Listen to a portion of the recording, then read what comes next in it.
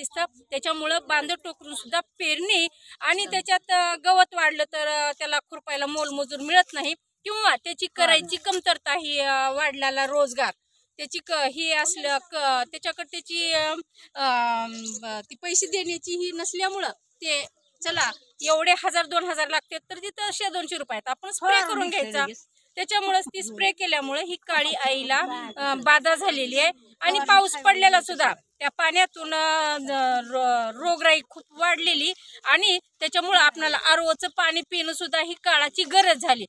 पूर्वीच्या काळात पाऊस पडला की वळणाला साचलेलं पाणी बिलकुल हे कामाला गेलेले लोक प्यायचे, पण आता काय तुम्ही बोरिंगचं ताजं आलेलं पाणी सुद्धा वापरू शकत नाही. आंघोळीला सुद्धा कुणाचे केस टिकणार, कुणाचं काही होईना, कुठला कपडा निघेना आणि आरोग्यावर तर त्याचा 100% परिणाम दुष्परिणाम होऊ लागलेला आहे. त्याच्यामुळं डॉक्टरकडे गेलं का ते आरओचं पाणी तुम्ही ऑर्गॅनिक खावा किंवा आणखीन काही त्यांच्या औषधा पाण्यातूनच राहा अशी त्यांची घोषणा घोषितच आहे, काळानं घोषित केलं म्हणायचं.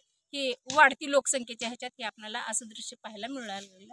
तर जे बी आपल्याकडे आहे ते आपण जतन करायला हरकत नाही. आता आपल्याला पूर्वीच्या महागड्या काळात जायची गरज आली म्हणून ही आपल्याला अधिकारी लोक, कृषी अधिकारी लोक आपल्या ग्रामीण स्तरापर्यंत येऊन पोहोचू लागलेले आहेत आणि आपल्याला ते मार्गदर्शन करत आहेत. तर तुमची ऑर्गॅनिक शेती जेवढी महत्त्वाची आहे आणि तुमच्या आरोग्यासाठी, आरोग्य आहे तर सर्व आहे. आरोग्य धनसंपदा, आरोग्य आहे तर आपण काही पण करू शकणार. आपल्याकडे भरपूर पैसा आहे, भरपूर सर्वच काही आहे, पण आपलं आरोग्यच नाही तर आपल्याला नो इंटरेस्ट. आपल्याला त्या पैशाबद्दल आकर्षण राहत नाही, कशाबद्दलच, कारण आपली सेहतच आपल्याला साथ देत नाही. त्याच्यामुळं माणसाचं हे फ्रेश हेच नसतो, जगण्याची त्याची उमेद कमी झालेली असते. म्हणून त्या काळाची गरज आपण ती लक्षात घेऊन आपण आपल्याला की शुद्ध स्वरूपात भाजीपाला असो की आपलं कडधान्य असो जेही असो ती आपल्या काळ्या आईला जपायची आपली ही काळाची गरज आहे. आणि तुम्ही आईला जपला तर आपलं लेकरू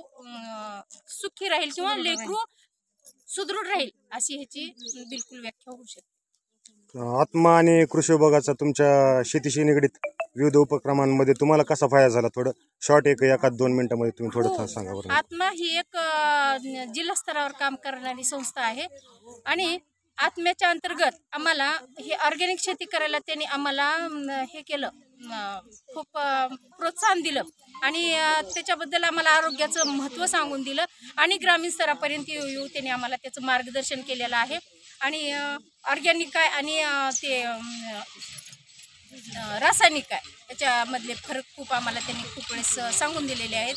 आणि तुम्ही ऑर्गॅनिक करा, त्याच्यासाठी आम्हाला शेवटच्या टोकापर्यंत तुमचा भाजीपाला असो, हे असो, ते असो, ते ड्रम म्हणा, गांडूळ खत करण्यासाठी आम्हाला त्यांनी ते हे पण बेड पण दिलेले आहेत, त्याच्यात ते औषधं बनवण्यासाठी ड्रम पण दिलेले आहेत. असं आम्हाला आत्मा ह्या संस्थेनं खूप वेळोवेळी मार्गदर्शन केलेलं आहे आणि आम्हाला ग्रामीण स्तरापर्यंत तळागाळातल्या महिलापर्यंत आणून ही योजना पोहोचवलेली आहे. त्याच्यामध्ये आम्हीच थोडंसं कमी पडलेलं आहोत म्हणायला हरकत नाही.